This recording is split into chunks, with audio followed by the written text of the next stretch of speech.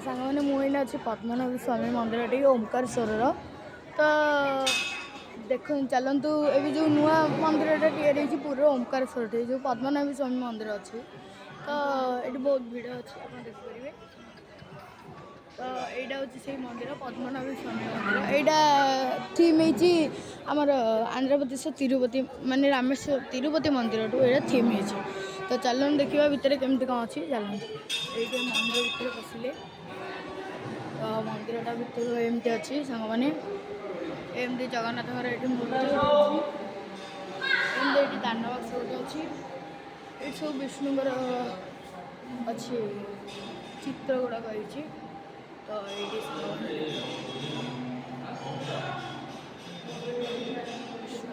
भगवान विष्णुकर ये केमती विष्णु शोई बेड़र ये गोटे मूर्ति ये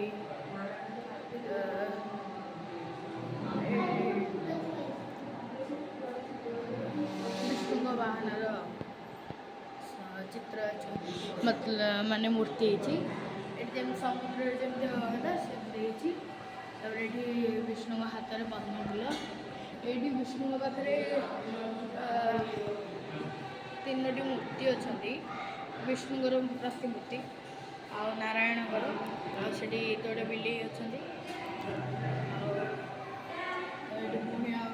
विष्णुकर चित्र अच्छे विष्णुकर मूर्ति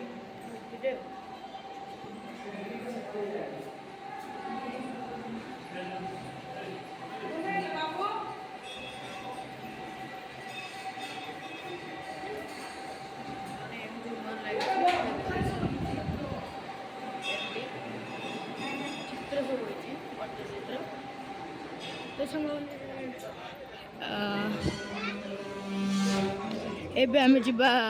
आगे को तो ये गोटे रथ चक्का अच्छे मैंने ये गोटे रथ चक्का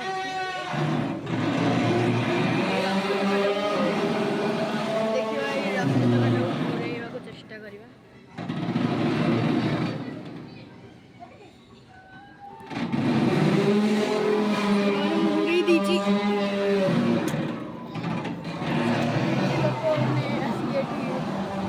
रथ चक्का घूराऊँ लोक मैंने घूरुच रथ सांगे से गोटे रथ चक्का थुआई ये सतोषी माँ मंदिर एपटे आमर द्वादश ज्योतिर्लिंग पाखक जावाक जो रास्ताटा देखु ओपनिंग गेट टाइम गोटे राक्षस मुझे ये ऑल ओवर भारत में जिते भी ज्योतिर्लिंग सब अच्छा सब ज्योतिर्लिंग ये अच्छा तो आप देखिपारे एमती भितर रही तो एम सब ज्योतिर्लिंग ये अच्छा आप चाहिए छुई मुंडिया मारिपारे उत्सव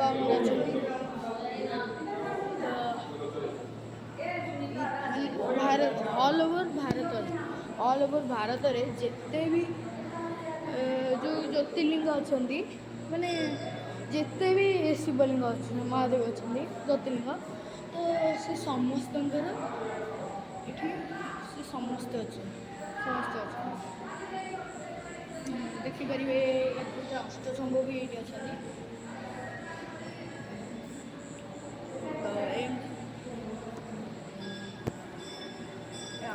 आ गोटे जिन सांग मैंने देखो सब शिवलिंगर ये ना अच्छी यहाँ हूँ अर्जुन ये शिवलिंग ना हूँ मुक्तेश्वर ये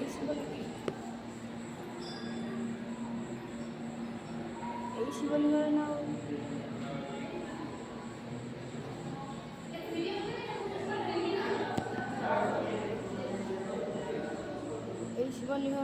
शिवलिंगर ना हूँ आमर गोरखनाथ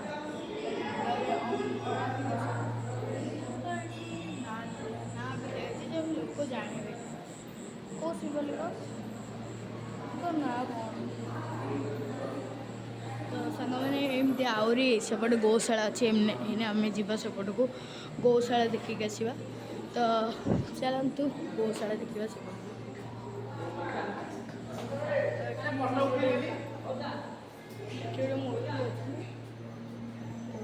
ଚାଲନ୍ତୁ ଏମିତି ଗୋଟେ ଜିଭ ରାକ୍ଷସ ମାନେ ଏଇ ରାକ୍ଷସର ଜିଭ ଏଇଟା ତ ଏଇପଟେ ହେଉଛି ଗୌଶାଳା ଆମେ ଏଇନେ ଯିବା ତ ଏଇଟା ହେଉଛି ରାକ୍ଷସର ଜିଭ ତ ସାଙ୍ଗମାନେ ରାକ୍ଷସର ଦାନ୍ତ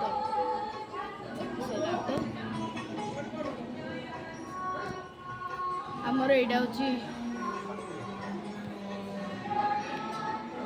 ଗୌଶାଳା ଠିକ୍ ଅଛନ୍ତି ମୋତେ ସେଇଟା ହେଉଛି ରାକ୍ଷସର ଗୌଶାଳା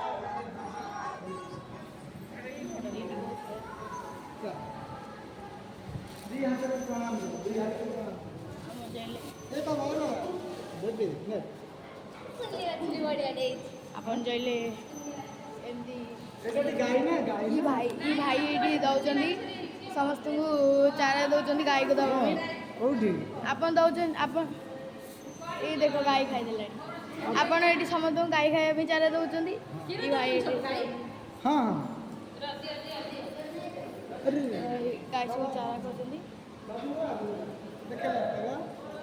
ଇ ଗାଈ ସବୁ ଏଇଠି ଅଛନ୍ତି ପୁରୀ ଇ ଗାଈ ସବୁ ଏଇଠି ଚାରା ଖାଉଛନ୍ତି ଆପଣ ଦେଖିପାରିବେ ଏଇଠି ମୋ ହାତରେ ଆହୁରି ଚାରା ଅଛି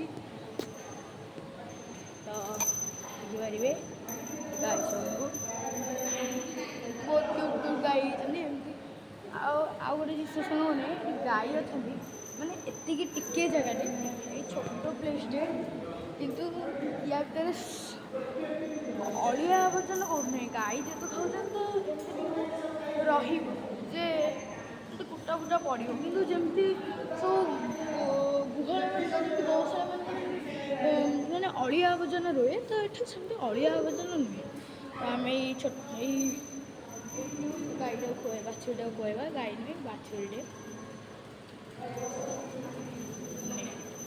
ଖାଇଦେ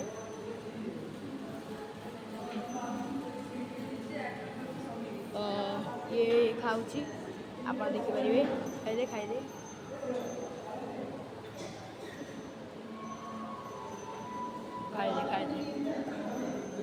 ତ ସାଙ୍ଗମାନେ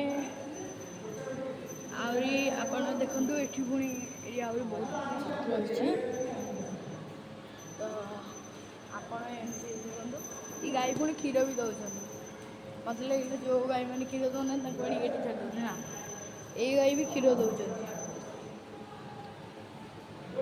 ଆଉ ଆପଣ ଚାହିଁଲେ ଆପଣ ଯଦି ଗାଈକୁ ମାନେ ଆପଣଙ୍କ ପାଖରେ ଯଦି କିଛି ଗାଈ ଅଛି ଆପଣ ତାକୁ ରଖିବାକୁ ଚାହୁଁନାହାନ୍ତି ତ ଆପଣ ଆଣିକି ଏଇଠି ଦେଇପାରିବେ କାରଣ ଏଠି ଯେତିକି ଗାଈମାନଙ୍କ ଯତ୍ନ ନିଆହେବ ଆଉ କେଉଁଠି ବି ନିଆହୁଏନି ଯେହେତୁ ଏଇଟା ଗୋଟେ ମହାଦେବଙ୍କ ମନ୍ଦିର ଆଉ ସେଥିପାଇଁ ଏଠି ଯେତିକି ଗାଈମାନଙ୍କ ଯତ୍ନ ନିଆହେଉଛି କେଉଁଠି ବି ନିଆହେଉନି ତ ଇଏ ଗୋଟେ ଗାଈ ଏଠି ସମସ୍ତେ ଯିଏ ଯାହାକୁ ଯେଉଁ ଗାଈ ଭଲ ଲାଗୁଛି ତ ସେ ତାକୁ ଦେଉଛି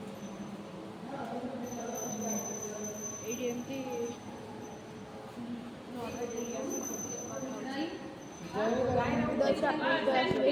ଏଇ ହୁଣ୍ଡିରେ ଆପଣ ଦେଇପାରିବେ ଗାଈମାନଙ୍କ ପାଇଁ କିଛି ଦାନ କରିପାରିବେ ଆଉ ଗୋଟେ ଜିନିଷ ଦେଖନ୍ତୁ ମାନେ ଛାତ ହେଇଛି ଛାତ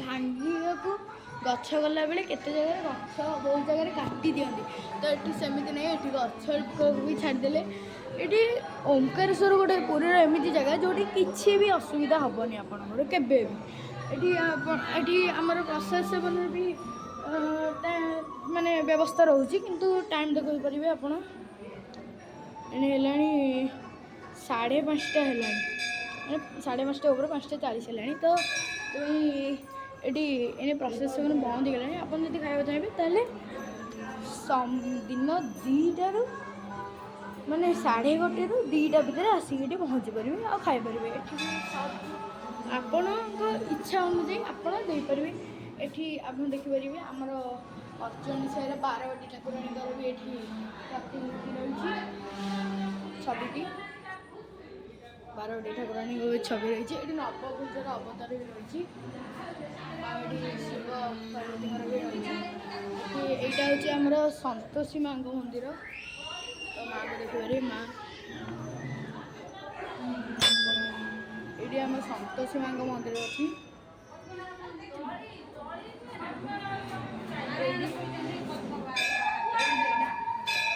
ଆପଣଙ୍କୁ ମୁଁ ଯେମିତି କହିଲି ଏଇଠି ସେମିତି ଅଛି। ତାପରେ ଏଇଠି ଦେଖନ୍ତୁ, ଏଇଠି ଆଉ ଗୋଟେ ଚକ ଅଛି। ଚକରେ ଏଇଠି ଜଗନ୍ନାଥଙ୍କର ଟାହିଆ ବି ଲାଗିଛି। କଦମ୍ବ ଫୁଲ ଟାହିଆ ବି ଲାଗିଛି। ବଳଭଦ୍ରଙ୍କ ମୂର୍ତ୍ତି ବି ଅଛି। ଏଇଟା ବଳଭଦ୍ରଙ୍କ ରଥର ଚକ। ଆଉ ଏଠି ଏଠି ଏଠି ଆମର ଏଇଟା ମନ୍ଦିର ମିଡ଼ିଲ୍ ଜାଗାଟା। ଆଉ ଏଠି ବି ଜଗନ୍ନାଥ ବଳଭଦ୍ର ସୁଭଦ୍ରାଙ୍କର ଏଠି ମୂର୍ତ୍ତି ପୂଜା କରୁଛି।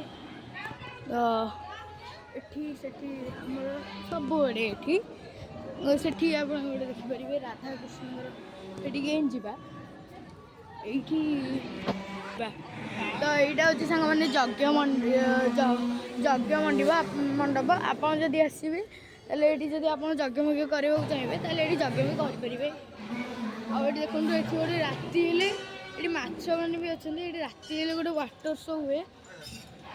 ଆଉ ଏଠି କୁହନ୍ତି କି ଆପଣ ଯଦି ପଇସାଟା ପକେଇବେ, ଆପଣ ଏଠି ପଇସା ବି ଆସିଲେ ପକେଇ ପାରିବେ।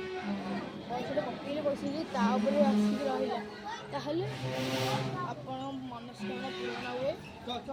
ଏଇଠି ମାଛମାନେ ବି ଖେଳୁଛନ୍ତି। ଯାହାର ଟିକେ ଅପରିଷ୍କାର ହେଇଯିବ। ରାତିରେ ଗୋଟେ ୱାଟର ଶୋ ବି ହୁଏ। ଏଇଠି ବି ଗୋଟେ ମୂର୍ତ୍ତିଟେ ଅଛି।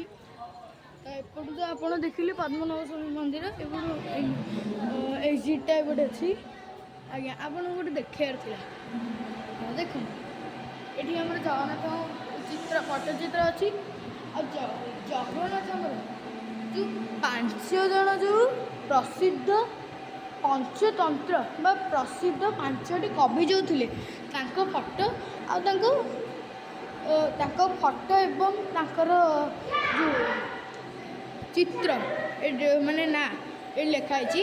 ତ ଏଠି ଦେଖିପାରିବେ ଆପଣ।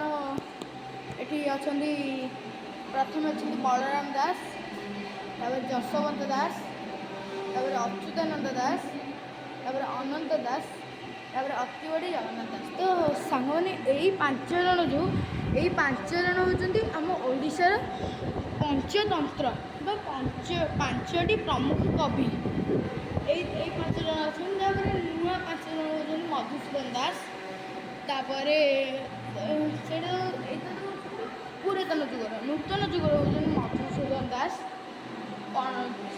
ପଣ୍ଡିତ ଜାତିକବି ବୀରକିଶୋର ଦାସ, ତାପରେ ଗୋପବନ୍ଧୁ ଦାସ, କବି ଗୋପବନ୍ଧୁ ଦାସ। ଏମିତିକି ଆହୁରି 2 ଜଣ ଅଛନ୍ତି। 5 ଜଣ।